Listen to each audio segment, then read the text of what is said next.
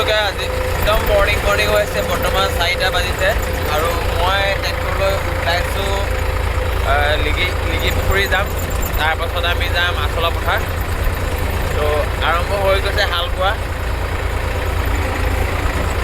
বৰ্তমান আমি মানে আজি যাম প্ৰথম লিগি পুখুৰী, তাৰপৰা যাম আচলা পথাৰ। আৰু মই এতিয়া ট্ৰেক্টৰলৈ ওলাই আহিছোঁ হাল বাবৰ কাৰণে। আৰু মোৰ লগত যাব চৈত্য, আমি একেলগতে যাম। কিন্তু ৰাতিপুৱাই মানে আগতে উঠাৰ অভ্যাস নাই যে তাৰ, সেইটো কাৰণে মই অলপ আগতীয়াকৈ গুচি আহিছোঁ। তাক উঠাই মেলি নিব লাগিব।